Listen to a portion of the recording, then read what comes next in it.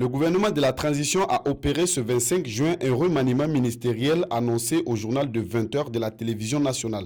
Selon le décret signé par le capitaine Ibrahim Traoré, 4 ministres font leur entrée dans cette nouvelle équipe. Il s'agit d'Émile Zerbo, nommé ministre de l'administration territoriale, de la décentralisation et de la sécurité en remplacement du colonel Boukari Zoungrana. Maître Rodrigue Bayala, nommé ministre en charge de la justice, garde des Sceaux. Au niveau du ministère de l'Agriculture et des Ressources animales, Ismaël Sombier prend la place de Denis Ouedraogo, alors que Roger Barrault, quant à lui, occupe désormais le portefeuille du ministère de l'Environnement, de l'Eau et de l'Assainissement.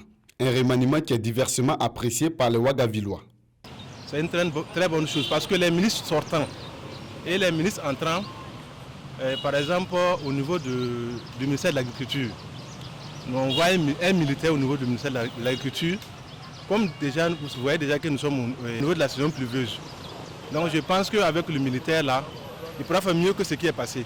Si le gouvernement, par exemple le président a pensé de changer de ministre, moi je pense que ce n'est pas que les anciens ministres ils ont eu des insuffisances. Bon, vu le travail que nous-mêmes on voit et puis on écoute là, on pense que le gouvernement travaille. On pense qu'il travaille très bien parce que côté, ils sont venus pour l'insécurité. Mais côté insécurité, on voit que vraiment ça s'améliore de jour en jour.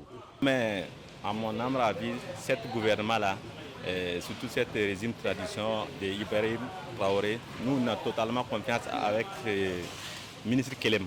Voilà, donc nous, on sait que s'il y a un changement, bon, on sait que c'est des bons seulement qui sont venus. Voilà, ça, on n'a pas de doute de ça. On a confiance totale à eux, 100%. Après un remaniement ministériel intervenu le 12 janvier dernier, c'est le deuxième réajustement du gouvernement Kelem depuis sa nomination le 21 octobre 2022.